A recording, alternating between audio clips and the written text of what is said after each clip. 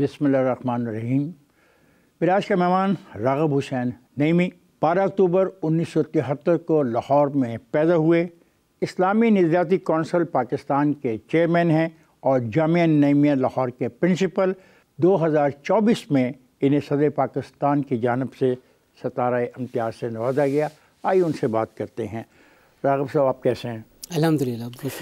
राग़िब साहब, एक बहुत बुनियादी सवाल है कि आज का जो माशरा है इसकी बनावट और तरबियत में मस्जिद और मेंबर का जो किरदार है वो नज़र नहीं आता।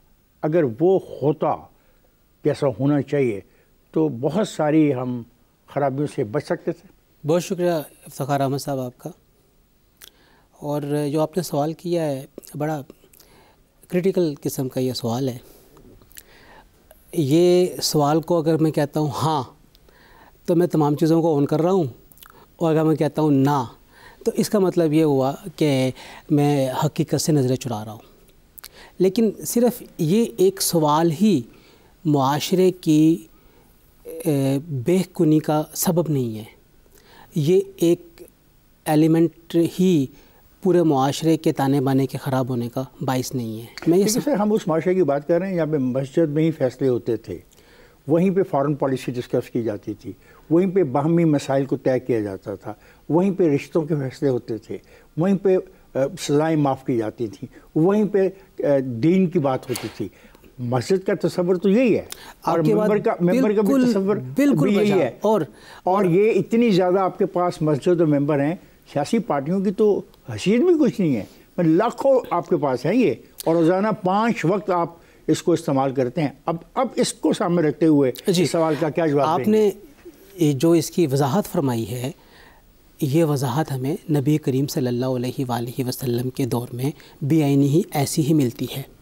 सहाबा कराम रिदवानुल्लाहि ताला अलैहिम अजमाइन, खुलफाए राशिदीन और उसके बाद भी एक अरसे तक मस्जिद की बुनियादी मरकज़ी महवर की हैसियत ऐसी ही रही है जैसे आपने बयान फरमा दी। लेकिन जैसे जैसे वक्त गुज़रता गया, और फिर ख़ास तौर पे अगर हम पाकिस्तान और इंडिया यानी बरे सग़ीर की बात करते हैं, सब कॉन्टिनेंट की बात करते हैं, तो सब कॉन्टिनेंट में अंग्रेज़ के आने से पहले मस्जिद की हैसियत और थी, अंग्रेज़ के आने के बाद मस्जिद की हैसियत और हुई, और अंग्रेज़ के जाने के बाद अब मस्जिद की हैसियत बिल्कुल अलग थलग ही हो गई है, सवाए इसके कि वहाँ पे नमाज़ पंजगाना अदा की जाती है। बुनियादी तौर पे मस्जिद के उमूर के बारे में आपने जो कुछ फरमाया मिनोआन ऐसा ही है। और मेरा ख़ुद अपना एक आर्टिकल इसी के ऊपर है कि मस्जिद से हम क्या क्या फ़वाइद आज के वक्त में हासिल कर सकते हैं। क्या क्या बताइए। नंबर 1, आपने फरमाया झगड़ों के फ़ैसले। बिल्कुल, मस्जिद में बैठ के झगड़ों के फ़ैसले बहुत अच्छे तरीके से हम हल कर सकते हैं। नंबर 2, मस्जिद में रिश्तों के फ़ैसले, निकाह जैसी इस्लामी मुआशरे और इस्लामी सोसाइटी का जो एक बुनियादी एलिमेंट है जिससे मुआशरे ने ग्रो करना है, आप उसके फ़ैसला और उस निकाह की सॉलमनाइजेशन मस्जिद के अंदर कर सकते हैं। मस्जिद के अंदर आप तलीम बालगां का पूरा एक निज़ाम, तलीम बालगां का भी और तलीम सगीरा का भी, आप पूरा निज़ाम मस्जिद के अंदर कायम कर सकते हैं। मस्जिद की उस पूरी की पूरी एक इमारत को आप हर उस उमूर के लिए, सर अंजाम दही के लिए इस्तेमाल कर सकते हैं जिसमें लोगों की फ़लाह और खैर का पहलू मौजूद है। हत्ता कि अगर लोगों ने आपस में एक दूसरे के साथ अपने झगड़ों के फ़ैसले करने हैं और एक दूसरे के साथ मुकालमा करना है, एक दूसरे के साथ बातचीत करनी है, वो भी मस्जिद में बैठ के हो सकती है अगर कोई करना चाहे तो। लेकिन क्यों नहीं ऐसा हुआ? हाँ, अब उसकी वजूहात हैं कई। अब मैं भी वजूहात आप ढूंढेंगे। मैं आपको अर्ज़ करता हूँ। मैं देखिए, हमें ना रीज़निंग की तरफ जाना पड़ेगा। देखिए, जो मस्जिद का इंस्टीट्यूशन है इस वक्त मोर और लेस उस प्राइवेट ऑर्गेनाइजेशन या उस प्राइवेट इंतज़ामिया के हाथों में है जो उस इलाके के उमरा पर मुश्तमिल है, जो मस्जिद के निज़ाम को चलाती है, जिसमें इमाम और ख़तीब एक मुलाजिम की हैसियत से काम करता है। मुझे ये बात कहने दीजिए कि जो मस्जिद का इंस्टीट्यूशन है, सिर्फ़ पूरे पाकिस्तान में शायद 10% मसाजिद ऐसी हों जो किसी इमाम और ख़तीब ने ख़ुद से बनाई हो और वहाँ पे ख़ुद निज़ाम को लेके चल रहा हो। 90% मसाजिद के बनाने वाले इलाके और लोकेलिटी के ऊपर मुश्तमिल अफराद वो मस्जिद की तामीर करते हैं, مسجد کے نظام کو چلاتے ہیں، باقاعدہ وہاں پہ امام اور خطیب کا بحیثیت ملازم تقرر کیا جاتا ہے۔ اب جو اس آدمی کا تقرر کیا جاتا ہے وہ مسلمان تو ہے، بالکل، اس کو اسلام کے بنیادی جو مقاصد ہیں اس کا علم تو ہے۔ جی، اگر اپنے لاؤڈ سپیکر سے وہ رشوت کے خلاف لیکچر دے، وہ بدماشی کے خلاف لیکچر دے، وہ گناہ سے لوگوں کو روکنے کے لیے لیکچر دے، وہ حرام کے کمائی سے اجتناب کرنے کا لیکچر دے، تو کیا اس کو کوئی روک سکتا ہے؟ کوئی نہیں روک سکتا، تو پھر اسے کرنا چاہیے، روک کوئی نہیں سکتا۔ لیکن ہوتا کیا ہے، میں نے ایک بات کہی ہے کہ انتظامیہ مسجد کے امام اور خطیب کا تقرر کرتی ہے۔ اگین سر، لیکن سر یہ جو باتیں میں نے کی ہیں، نہیں، کیا یہیں پہ میں ایک عرض کرنا چاہوں گا، وہ امام و خطیب کا تقرر کس بنیاد پر کرتی ہے، ہمیں یہ دیکھنا ہے۔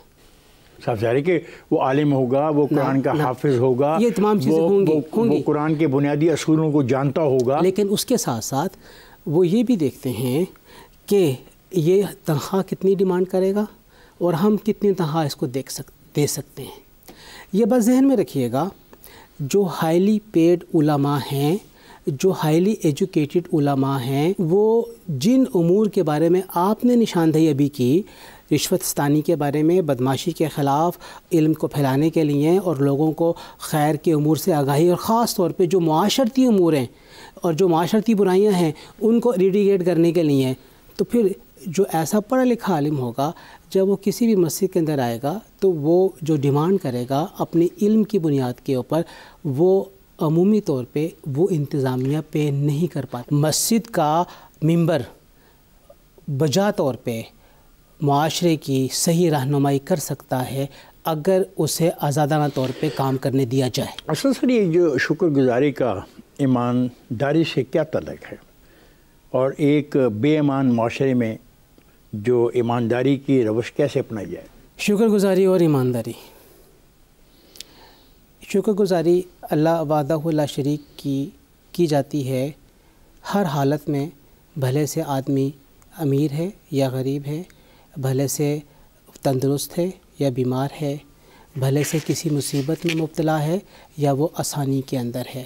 شکر گزاری کا تعلق اس کیفیت کے ساتھ ہے جو کسی بھی انسان کے اوپر اللہ تعالیٰ کی طرف سے طاری ہوتی ہے۔ لیکن ایک بے ایمان معاشرہ ہے، جی، اس میں ایمانداری کی روش کیسے اپنائی جائے؟ اس میں نا پھر بات آ جائے گی تربیت کی، اور پھر بات آ جائے گی اوپر سے عمراء سے، حکمرانوں سے وہ چیز ٹریکل ڈاؤن ہونے کی طرف۔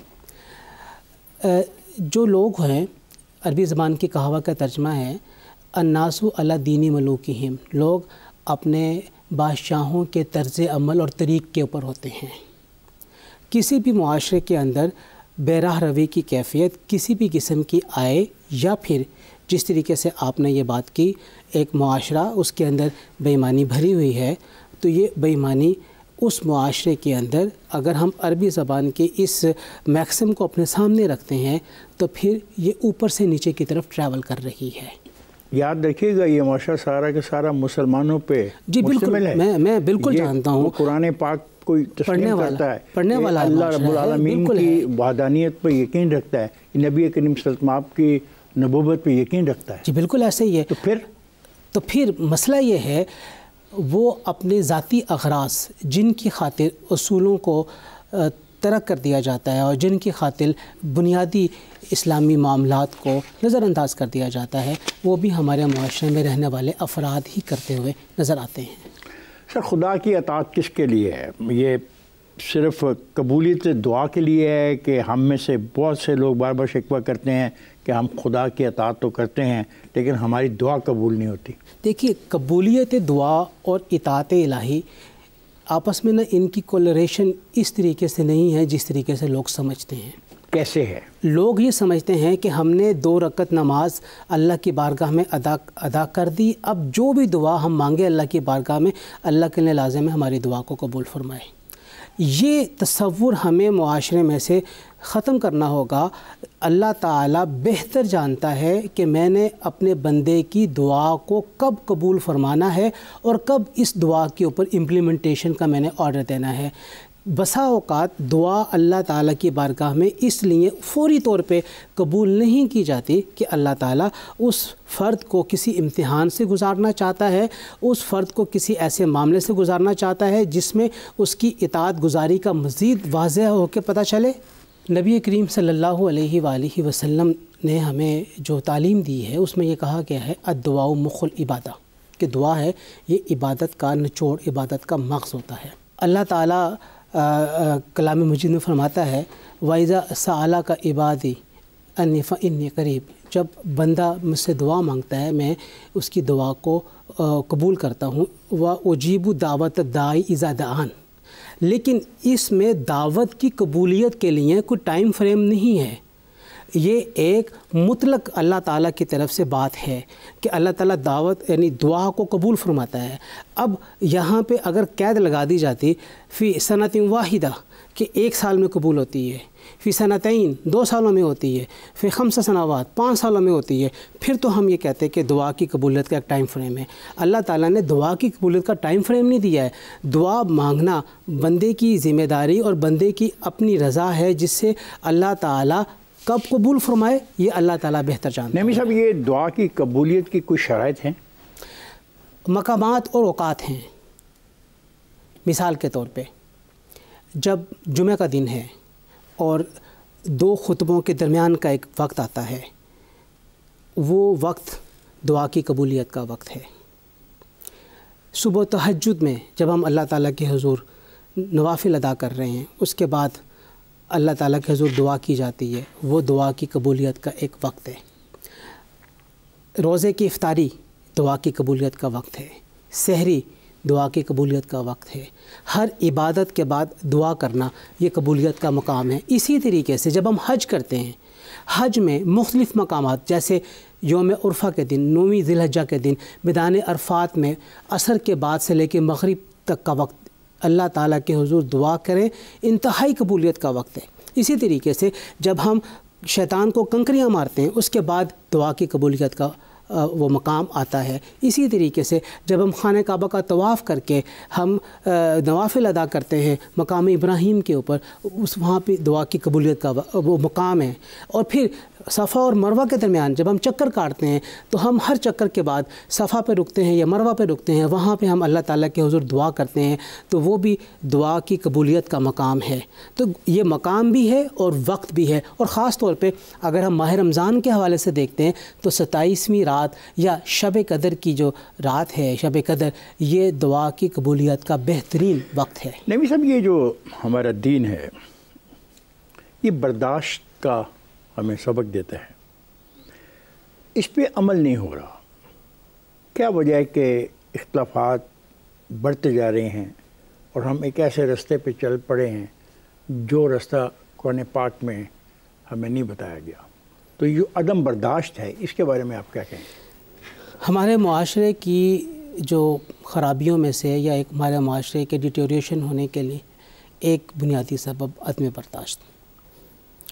عدم برداشت ہمارے معاشرے میں معاشرتی بھی ہے، سماجی بھی ہے، سیاسی بھی ہے، مذہبی بھی ہے، اور یہ ساری اقسام ہر جگہ کے اوپر پائی جاتی ہے۔ ہم اپنے تئیں یہ سمجھتے ہیں کہ جو کچھ ہمارا علم ہے، جو کچھ ہمارے خیالات ہیں اور جو کچھ ہمارا نظریہ ہے یہی درست اور صحیح ہے، اور باقی تمام نظریے، خیالات اور ان کے رویے وہ سارے کے سارے غلط ہیں۔ نبی کریم صلی اللہ علیہ وسلم آپ کا دور دیکھ لیں اور خلفائے راشدین کا دور دیکھ لیں تو وہاں پہ برداشت تو دیکھنے کو ملتی ہے، برداشت دیکھنے کو ملتی ہے۔ تو آج کیا ہوا؟ ہم نے سیرت پاک کے ان اسباق کو چھوڑ دیا ہے۔ سر، ہم کس قسم کے مسلمان ہیں؟ نام کے یہ ہم روزے رکھ رہے ہیں آج کل، اس کا اصل مقصد یہ نہیں تھا کہ تقوی کا حصول ہو؟ اور ایک مسلمان کو کیسے یہ علم ہوگا کہ اس کے روزے اس کے مقاصد کو پورا کر رہے ہیں؟ جب روزے کے بعد اور روزے کے وقت میں اس کے اعضاء سے کسی بھی قسم کی برائی کا سرزد ہونا نہ پایا جائے تو اس کا معنی یہ ہے کہ وہ تقوی کے حصول کے راستے پہ چل رہا ہے۔ وہ جھوٹ نہ بولے، وہ دھوکہ نہ دے، وہ کسی کو گالی نہ دے، کسی کی غیبت نہ کرے، دکاندار ہے دکان پہ بیٹھا ہے ملاوٹ والی مال نہ بیچے وہ، اور جو صحیح پروفٹ ہے جو لینا چاہیے اسے وہ لے، وہ لوگوں کی جیبیں نہ کاٹے۔ اگر وہ سارے یہ عمل کر رہا ہے تو اس کا ماننا ہے وہ تقویٰ کے راستے پہ چلے۔ جب ہم سجدے کرتے ہیں تو کیا سجدہ ہی ہمیں سکھایا گیا یا سجدے کی ہی ہدایت کی گئی؟ اور باقی چیزیں جو آپ نے بتائیں، جو جن پہ میں بات کرتا ہوں کہ زنا نہ کیا جائے، شراب نہ کی جائے، کم مت تولو، یتیم کا حق مت چھینو، یہ ساری چیزیں سجدے کے ساتھ بیان ہوئی ہیں۔ جو سجدہ ہے، سجدہ 5 عبادات ہیں نا بنیادی، ان میں سے ایک عبادت ہے جس میں سجدہ آتا ہے، یعنی نماز۔ تو اگر ٹوٹل ہم اسلامی پورے کے پورے ایک اسلامی دین اسلامی کو دیکھتے ہیں تو عبادات تو 25% بنتی ہیں، باقی 75% تو لوگوں کے ساتھ ہمارے معاملات ہیں، اور جن کے بارے میں لوگوں کو ذرا بھر بھی خیال نہیں کہ اللہ تعالیٰ کے حضور ان تمام کے بارے میں ہمیں جواب دہ ہونا مجھے یہ بتائیں کہ قرآن پاک اس کے بارے میں کیا کہتا ہے؟ جب ہم لوگوں کے حقوق پر ڈاکہ ڈالتے ہیں تو قرآن ہمیں کیا وارننگ دیتا ہے؟ دیکھیے، نبی کریم صلی اللہ علیہ وسلم کا فرمان ہے آتی کل ذی حق حق کا ہو، ہر حق والے کو اس کا حق ادا کرو۔ آپ کا یہ حکم ہے، آرڈر ہے۔ ہم میں سے ہر بندے کے ذمے کچھ نہ کچھ ذمہ داریاں ہیں جو اس کے فرائض بنتے ہیں، جو دوسرے کا حق بنتے ہیں۔ اللہ کے نبی صلی اللہ علیہ وسلم کا یہ فرمان ہے کہ ہر حق والے کو اس کا حق ادا کرو۔ جیسے میں آپ کا مہمان ہوں، بطور مہمان میری کچھ ذمہ داری ہے کہ میں اپنے میزبان کی عزت کروں، اور بطور میزبان آپ کی ذمہ داری ہے آپ میرا اکرام اور تعظیم کا حق ادا کریں۔ اسی طریقے سے ہم جب معاشرے میں نکلتے ہیں تو ہر انسان کے کچھ رشتے ہیں، اور کچھ اس کے معاشرے کے حوالے سے ہیں، کچھ ریاست کے حوالے سے ہیں، کچھ انسانوں کے حوالے سے ہیں۔ معاشرے میں جو یہ غربت ہے، جو بے روزگاری ہے، جو محرومیاں ہیں، تو پھر مجھے بتائیں کہ وہاں پہ جو یہ لوگ جو ایسے ہی زندگی گزار رہے ہیں، ان کی حمایت کون کرے، ان کی مدد کون کرے؟ اور کیا ان کی مدد کرنا آپ کا اور میرا فرض نہیں؟ ہر صاحب استطاعت کا فرض ہے، اور معاشرے کے یہ جو دھتکارے ہوئے لوگ ہیں، جو محرومیوں، دیکھیے تو اللہ تعالیٰ فرما رہا ہے وفی اموالہم حق للسائل والمحروم، کہ ان کے مالوں میں حق ہے سوال کرنے والوں کا اور محروم لوگوں کا۔ اور جو اسلام نے بنیادی تصور صدقہ، خیرات اور زکوٰۃ کا دیا ہے، وہ اسی ہی لیے دیا ہے کہ اللہ تعالیٰ کی اس مخلوق جو کہ سائل اور محروم کے درجے میں آتی ہے، اس کی تمام محرومیوں کو دور کیا جائے، ان کے تمام سوالوں کو پورا کیا جائے۔ نبی کریم صلی اللہ علیہ وسلم سے صحابہ کرام نے پوچھا ماذا ينفقون، ہم کیا چیز خرچ کریں؟ آپ صلی اللہ علیہ وسلم کو اللہ تعالیٰ نے قرآن کریم میں فرمایا قل العفو، اے نبی آپ فرما دیجئے جو تمہارے پاس زائد مال ہے اپنی ضروریات سے وہ لوگوں کے اوپر خرچ کر دو۔ اب اللہ کا حکم تو یہ ہے خرچ کرنے کے اعتبار سے۔ نمی صاحب میں ایک بریک پہ جا رہا ہوں، بریک سے واپس آتے ہیں تو گفتگو کے سلسلے کو جاری رکھیں گے۔ خواجہ میں جا رہا ہوں بریک پر، جائیے گا نہیں، ہمارے ساتھ رہیے گا۔ ویلکم بیک خواجہ، بات ہو رہی ہے نعیمی صاحب سے، آئیے گفتگو کے سلسلے کو جاری رکھتے ہیں۔ جی نعیمی صاحب، ہدایت تو ہے، اب ہم عمل بھی تو کی بات بھی تو کریں نا۔ آپ بھی اسی معاشرے میں رہتے ہیں، میں بھی اسی معاشرے میں رہتا ہوں، ہم یہ سب چیزیں دیکھتے ہیں روز جی کہ لوگوں کی اتنی غربت بڑھتی جا رہی ہے کہ وہ اپنے آپ اپنی زندگی سے آوازار ہوتے جا رہے ہیں۔ تو یہ جو گناہ ہوگا جب وہ اپنی زندگی سے آوازار ہو کے کوئی ایسا فیصلہ کرے گا جو کہ اسلام کے سے متصادم ہے، اسلام کے بنیادی اصولوں سے، تو پھر اس کی ذمہ داری آپ پر مجھ پہ عائد نہیں ہوگی؟ اس کے ساتھ ساتھ جو حکمران ہے اس سے بدرجہ اولا عائد ہوگی۔ حضرت عمر فاروق رضی اللہ تعالیٰ عنہ کا فرمان تھا کہ اگر نیل کے ساحل کے اوپر ایک کتا بھی پیاسا ہے تو میں اس کا ذمہ دار ہوں، مجھ سے اس کے بارے میں سوال کیا جائے گا اور مجھے اس کا جواب دینا پڑے گا۔ یہ تو کہا گیا، لیکن ان کے دور میں بہتری بھی تو کوئی کی ہوگی نا انہوں نے۔ بالکل، اور یہی بات ہم یہ کوٹ کر دیتے ہیں یہ، اور یہ کوٹ کرنے کے بعد ہم اپنا فرض ادا نہیں کر رہے، تو پھر آپ کو اس رویے کو آپ کیا کہیں گے اسلام کے حوالے سے یا دین کو سامنے رکھتے ہوئے آپ کیا کہیں گے؟ دیکھیے میرا جو اختیار ہے بحیثیت عالم، دیکھیں آپ اسلامی نظریاتی کونسل پاکستان کے چیئرمین بھی ہیں، جی آپ کے عہدے کو سامنے رکھتے ہوئے جی، اور میرا یہ سوال کہ جو لوگ زندگی کے اس جگہ پہ پہنچ گئے جو زندگی سے ہی آوازار ہیں، جی محرومیت کا شکار ہیں، جی، ہم کیا کریں؟ زکوٰۃ کا آپ کو بتایا گیا کہ زکوٰۃ دیں. جی. کیا یہ حقیقت ہے کہ ہم اسلام کے دیے ہوئے زکوٰۃ کے نظام پر عمل کریں تو معاشرے میں تفریق کو قابو کیا جا سکتا؟ کر سکتے ہیں اگر ہر آدمی صحیح زکوٰۃ نکال لے. ہمارے عمرا اپنی زکوٰۃ کتنی نکالتے ہیں اور کتنی تقسیم کرتے ہیں؟ کیا کریں کہ اربوں روپے سر وہ نہیں دینا چاہتے. بھائی یہ بہت خوفناک سوال ہو جائے گا کہ میں مسلمان بھی ہوں, مجھے روز آخرت پہ یقین بھی میرا ہے, میں مسجد میں نماز بھی پڑھتا ہوں, میں اب یہ بھی کوشش کرتا ہوں کہ میں اچھے کام بھی کروں, لیکن میں اس پہ عمل نہیں کرتا. کچھ چیزیں ایسی ہیں جن کے بارے میں باقاعدہ طور پہ مزید قانون سازی کی جا سکتی ہے. کچھ ایسے انسان ہیں جو اپنی زندگی سے تنگ آ جاتے ہیں اور وہ ایسا اقدام اٹھا لیتے ہیں جس کا اسلام میں اجازت نہیں ہے, خودکشیاں تک کر لیتے ہیں. تو اس معاشرے میں جو کہا جاتا ہے کہ اگر زکوٰۃ ہم نے دینی ہے, یہ وہی معاشرہ ہے نا جس میں زکوٰۃ کے نظام پر عمل کریں تو معاشرے میں تفریق کو قابو کیا جا سکتا ہے. آپ اس پہ یقین رکھتے ہیں؟ اب سوال یہ پیدا ہوتا ہے کہ یہ اس کے باوجود ایسا کیوں نہیں ہو رہا؟ اس لیے کہ زکوٰۃ ہم پراپرلی نکال نہیں رہے, صحیح طرح نہ ہم کیلکولیٹ کرتے ہیں, نہ صحیح طرح نکالتے ہیں, نہ اس کی تقسیم سے کرتے ہیں. ہم یہ ریاست کے کنٹرول میں ہونی چاہیے. اگر دیکھا جائے تو یہ ریاست کی ذمہ داری بنتی ہے.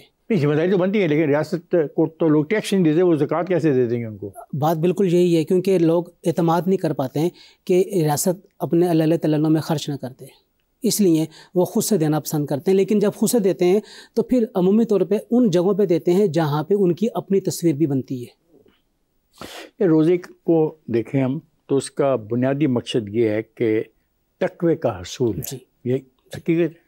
کیا ایک عام مسلمان جب تمام روزے رکھ لیتا ہے تو اس کے وہ مقاصد پورے ہو جاتے ہیں تقوی کے؟ اگر جس تربیت سے اس کو گزارا جانا مقصود ہے اور وہ گزرا ہے اس تربیت سے, 30 دن کی تربیت سے, اور اس کے رمضان کے ختم ہونے کے بعد بھی وہ اسی طریقہ کار کو لے کے چلتا ہے اپنی زندگی کے, اپنی نمازیں ادا کر رہا ہے, وہ جھوٹ نہیں بول رہا, وہ غیبت نہیں کر رہا, لوگوں کو دھوکہ نہیں دے رہا ہے, لوگوں کی جیبیں نہیں کاٹ رہا ہے, ان کے اوپر ڈاکے نہیں ڈال رہا ہے, تو پھر اس کا مطلب یہ ہے. آپ اپنے جو تقریریں کرتے ہیں آپ ان میں یہ باتیں کرتے ہیں, یہ جیبیں کاٹنے سے روکتے ہیں لوگوں کو روکتے ہیں کہ یہ سب چیزیں نہ کریں؟ میری تو تقریر ہوتی ہی سوشل میٹرز کے اوپر ہے, میری تو غیر روایتی تقریر ہوتی ہے, روایتی تقریر نہیں ہوتی میری. تو اتنے زیادہ آپ ہیں اس ملک میں, پھر بھی آپ کی بات لوگ کیوں نہیں مان رہے, کیوں نہیں سن رہے, کیوں نہیں عمل کر رہے؟ دیکھیے, اس طرح کی گفتگو کرنے والے یا بات کرنے والے محدود چند ہیں, اکثر روایت کے پابند ہیں, اور انہوں نے اپنے آپ کو روایت سے جوڑا ہوا ہے, اور وہ روایت خاص پیراڈائم کے اندر وہ اس کی بات کو لے کے چلتے ہیں.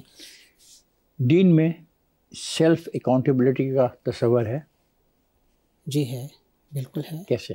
رات کی تنہائیوں میں پورے دن کے اعمال اپنے سامنے رکھ کر جب اللہ تعالیٰ کے حضور دعا کی جاتی ہے اور مغفرت کے لیے التجا کی جاتی ہے تو وہ سیلف اکاؤنٹیبلٹی ہوتی ہے. جب اللہ تعالیٰ سے التجا کی جاتی ہے اور مغفرت کے لیے کہا جاتا ہے اللہ میرے گناہوں کو معاف کر دے, تو وہ جس بندے نے کیے ہوتے ہیں وہ دعا کی حد تک کی ہے سیلف اکاؤنٹیبلٹی, یا عملی طور پہ بھی ہے؟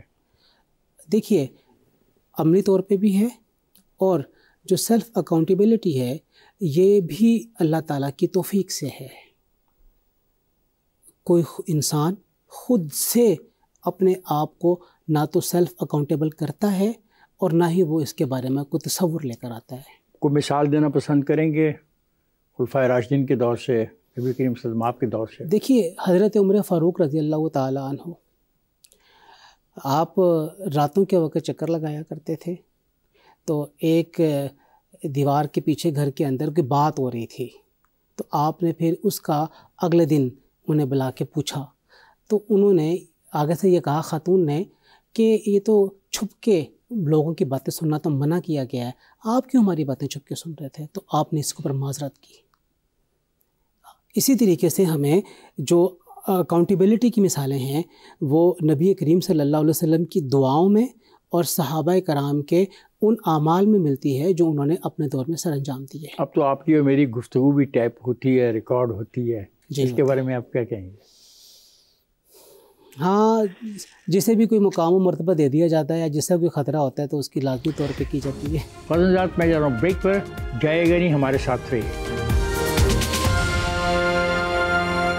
Welcome back. فضل ذات بات ہو رہی ہے, نعیمی صاحب سے آئیے گفتگو کے سلسلے کو جاری رکھتے ہیں.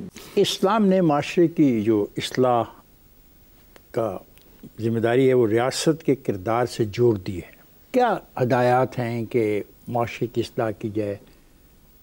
کون سی وہ اہم 10 نکات ہیں جس پہ آپ سمجھتے ہیں کہ اگر اس پہ عمل کیا جائے تو معاشرے کی اصلاح ہو سکتی ہے؟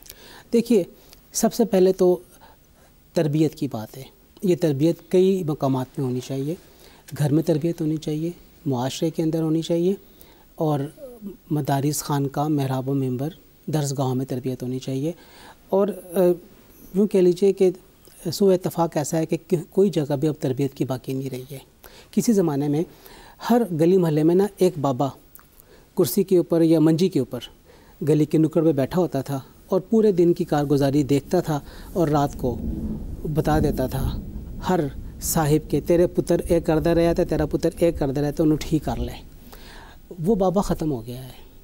نہ ہم اس طرح کے بابے کی بات کو کوئی اب قبول کرتا اپنے بچوں کے بارے میں، اور نہ اس طرح کا کوئی کردار اب باقی رہا ہے. اسی طریقے سے جو قاری صاحب ہوا کرتے تھے، جو استاد صاحب ہوا کرتے تھے، اب تو استاد بھی 40 منٹ کے پیریڈ کا پابند ہو گیا ہے. 40 منٹ آنا ہے، حاضری لگانی ہے، اور اس کے بعد 30 منٹ میں لیکچر دے کے اگلے پیریڈ کی طرف چلے جانا ہے. کیا اس کے لیکچر میں کوئی تربیت نہیں ہے؟ لیکچر A+B کے اوپر ہے. جو کیا کریں؟ یہ جو باتیں آپ ساری کر رہے ہیں، یہ کوئی اس میں تو مجھے کوئی رستہ نظر نہیں آ رہا کہ اس سوسائٹی میں آپ بہتری کو مشکل کام ہے حاصل کر پائیں گے.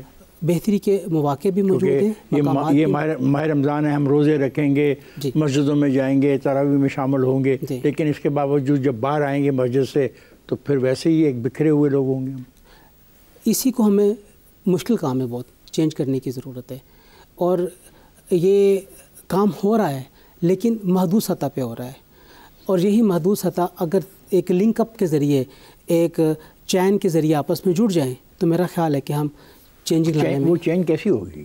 دیکھیں نا، آپ کے پاس اب شریعت کوٹ آپ نے بنا دی، اسلامی جمہوریہ پاکستان کا آئین آپ نے بنا دیا، قرارداد مقاصد اس میں آپ نے شامل کر دیا. میرا یہ خیال ہے افتخار صاحب کہ قانون ایک حد تک ہے، اصل چیز ہے انسانی ذات کا رویہ اور کردار اور اس کی تربیت. جو مدرسوں کے بارے میں بہت ہی منفی رویے لوگوں کے ہو رہے ہیں اور منفی خبریں آ رہی ہیں، اس کے بارے میں آپ کیا کریں گے؟ بیکاز آپ براہ راست اس ساری صورتحال کو کنٹرول کر سکتے ہیں. دیکھیے، میرا یہ خیال ہے کہ من حیث المجموع نہ صرف مدارس بلکہ جو تعلیمی درسگاہیں ہیں ان کا حال کم و بیش ایک طرح کا ہی ہے، چاہے آپ کسی بڑے سے بڑے تعلیمی ادارے کو لے لیں. کیا یہ حقیقت ہے کہ قربانیوں کے باوجود بھی خواتین کو معاشرے میں وہ جگہ نہیں مل پاتی جو انہیں اسلام نے دی ہے؟ ہم اتنے تنگ دل کیوں ہو گئے ہیں؟ وجہ ہے دی جانی چاہیے. ہمارا معاشرہ مرد معاشرہ ہے، اور مرد معاشرہ اس وقت تک ان خواتین کو حق نہیں دیتا جب تک کوئی ان کے اوپر سے حق. یہ خواتین پائلٹ بھی ہیں، ڈاکٹر بھی ہیں، نرسز بھی ہیں، جنرل بھی ہیں، پولیس میں بھی کام کرتی ہیں، اداروں میں بھی کام کرتی ہیں، تو پھر ہم اتنے تنگ دل کیوں ہیں؟ کیوں نہیں ہم یہ تسلیم کرتے وہ بالکل ہمارے طرح کا کردار ادا کر سکتی ہیں؟ ہمیں کرنا چاہیے. آپ نہیں کرتے؟ میں تو کرتا ہوں. میری تو خود مسز، میری بہنیں اسکول میں پڑھاتی ہیں، میری مسز مدرسہ چلاتی ہیں، اور میں نے تو اپنی مسز، دیکھیے میں تو اپنی ذمہ داری کی بات کروں گا نا، میں نے تو اپنی مسز کے اوپر کسی قسم کا برڈن نہیں ڈالا ہوا کہ وہ گھر کے کام کاج کرے. اس کے لیے میں نے الگ سے ایک سسٹم دیا ہوا ہے. میں تو اپنی ذمہ داری کی بات کروں گا. ویسے سر، آپ کا کردار نہیں بطور چیئرمین اسلامی نجاتی کونسل کے آپ مردوں کو یہ بات سمجھانے کی کوشش کریں؟ ہم سمجھانے کی کوشش کرتے ہیں تو اس کے بعد بہت کچھ سننے کو ملتا ہے. اس کے لیے کوئی قوانین کی ضرورت ہوگی، کوئی قوانین بنانی چاہیے. دیکھیے، میرا ذاتی ہے کہ قوانین کی بجائے نا ہمیں تربیت اور کردار سازی کی طرف توجہ دینی چاہیے. لوگ جب قانون بنتا ہے نا تو لوگ قانون توڑنے میں فخر محسوس کرتے ہیں. میرا آج کا آخری سوال ہے کہ دین کے معاملے میں کوئی جبر نہیں. یہ بات صورت یونس میں، صورت بقرہ میں اور صورت انعام میں لا اکراہ فی الدین. تو پھر اقلیتوں کے ساتھ جو سلوک ہوتا ہے غلط ہے. تو اس پہ آپ کیوں نہیں ڈٹ جاتے؟ آپ جیسے لوگ جو یقین رکھتے ہیں. اسلامی ذاتی کونسل کے پلیٹ فارم پہ ہم نے اس مسئلے پہ بہت کام کیا، بلکہ میں پرسوں بہاولپور یونیورسٹی میں تھا اور وہاں پہ کونسل کی گولڈن جوبلی کے حوالے سے ایک پروگرام تھا. اس کا عنوان تھا اسلامی ذاتی کونسل کا پاکستان میں بین المسالک ہم آہنگی اور بین المذاہب رواداری میں کردار، اور ہم نے اس پہ بہت کام کیا ہے. سیالکوٹ کے واقعے سے لے کے سوات تک کے واقعے. سیالکوٹ کے واقعے کا کیا بنا، مجھے بتانا پسند کریں گے؟ سیالکوٹ کے واقعے کے اوپر اسلامی ذاتی کونسل کا وفد سری لنکن سفارت خانے کے اندر گیا. وہاں پہ جا کے اپنی ڈیپ سورو کا اظہار کیا گیا، اور بہت کیٹیگوریکلی میں بھی خود کئی دفعہ یہ کہہ چکا ہوں، پاکستان میں جو توہین مذاہب کے قوانین ہیں ان کا استعمال درست سطح پہ نہیں ہو رہا. اقلیتوں کے بارے میں اسلام بہت زیادہ ہماری رہنمائی کرتا ہے، کیونکہ اس زمانے میں جب یہ اسلام آ رہا تھا تو وہاں پہ اقلیتیں بھی تھیں، اور اقلیتوں کے ساتھ جو سلوک ہے وہ اس کا تذکرہ ہم قرآن میں بھی دیکھتے ہیں، نبی کریم صلی اللہ علیہ وسلم آپ کے جو خطبات ہیں ان میں بھی دیکھتے ہیں. آپ کیا کہتے ہیں؟ نجران کے عیسائیوں کے ساتھ نبی کریم صلی اللہ علیہ وسلم کا ہونے والا معاہدہ یا آپ کا دیا گیا امان اور میثاق مدینہ کی 52 آرٹیکلز مسلمانوں کی آنکھیں کھولنے کے لیے کافی ہیں کہ کسی بھی اکثریتی معاشرہ جہاں پہ مسلمان زیادہ ہیں وہاں پہ کم افراد میں اگر غیر مسلم رہتے ہیں تو ان کو کس طرح کے حقوق دیے جانے چاہیے.